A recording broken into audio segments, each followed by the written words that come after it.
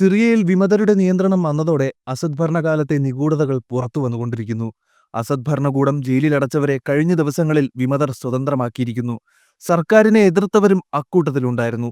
അസദിനെ ചോദ്യം ചെയ്തവരെ തീവ്രവാദികളായി മുദ്രകുത്തി ജയിലിലടച്ചെന്ന ആരോപണമാണ് ഉയരുന്നത്. ജയിലിൽ അനുഭവിച്ച ക്രൂരതകളെക്കുറിച്ചാണ് മോചിതരായവർ വിവരിച്ചത്. സിറിയയിലെ രഹസ്യ ജയിലുകളെക്കുറിച്ചും തടങ്കൽ കേന്ദ്രങ്ങളെയും കുറിച്ചുള്ള കൂടുതൽ വിവരങ്ങൾ പുറത്തുവരുന്നു. സിറിയയിലെ രഹസ്യ ജയിലുകളെക്കുറിച്ച് വിവരം നൽകുന്നവർക്ക് സിറിയയിലും തുർക്കിയിലും പ്രവർത്തിക്കുന്ന സന്നദ്ധ സംഘടനയായ വൈറ്റ് ഹെൽമറ്റ്സ് സമ്മാനം പ്രഖ്യാപിച്ചിട്ടുണ്ട്. തടങ്കൽ കേന്ദ്രങ്ങളുടെയും രഹസ്യ ജയിലുകളുടെയും വിവരങ്ങൾ നൽകുന്നവർക്ക് $3000 സംഘടന പാരിതോഷികം പ്രഖ്യാപിച്ചിരിക്കുന്നത്. രഹസ്യ ജയിലുകളെ കണ്ടെത്താനായി ഈ ജയിലുകളിൽ പ്രവർത്തിച്ചിരുന്ന മുൻ സുരക്ഷാ ഉദ്യോഗസ്ഥരുടെ സഹായവും സംഘടന തേടിയിട്ടുണ്ട്. പ്രസിഡന്റ് അസദിന്റെ ഭരണം അട്ടിമറിച്ച വിമതർ നിരവധി ഭൂഗർഭ രഹസ്യ ജയിലുകൾ കണ്ടെത്തിയിട്ടുണ്ട്.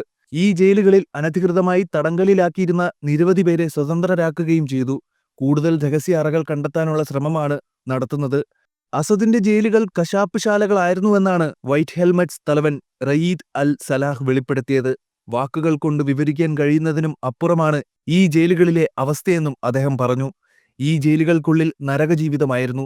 ജയിലുകളിൽ അതിക്രൂരമായ പീഡനങ്ങളാണ് നടത്തിയിരുന്നത്. ജയിലുകളിൽ കണ്ടെത്തിയ പലരുടെയും അവസ്ഥ വളരെ ദയനീയമാണ്. പലരുടെയും മാനസികാരോഗ്യനില മോശമായിരുന്നു. ഈ ജയിലുകളിൽ ആളുകളെ കൊല്ലുകയും ചെയ്യുമായിരുന്നതായി വൈറ്റ് ഹെൽമറ്റ് തലവൻ വെളിപ്പെടുത്തി. ജയിലുകളിൽ നിന്ന് നിരവധി മൃതദേഹങ്ങളും കണ്ടെത്തിയിട്ടുണ്ട്. വൈറ്റ് ഹെൽമറ്റ്സ് രക്ഷപ്പെടുത്തിയതിൽ ഒരാൾ വധിക്കാൻ വിധിച്ചിരുന്നയാളായിരുന്നു. ഇത്തരത്തിൽ നിരവധി പേരാണ് ജയിലുകളിൽ കഴിഞ്ഞിരുന്നതെന്നും അദ്ദേഹം ചൂണ്ടിക്കാട്ടി. ദമാസ്കസ് നഗരത്തിലെ സെത്നായിലുള്ള ജയിലിൽ ദിവസവും 50 മുതൽ 100 പേരെയാണ് കൊല്ലുന്നതെന്നും വൈറ്റ് ഹെൽമറ്റ്സ് വ്യക്തമാക്കുന്നു. തിങ്കളാഴ്ച 50,000-ഓളം പേരെയാണ് വിവിധ ജയിലുകളിൽ നിന്ന് മോചിപ്പിച്ചത്.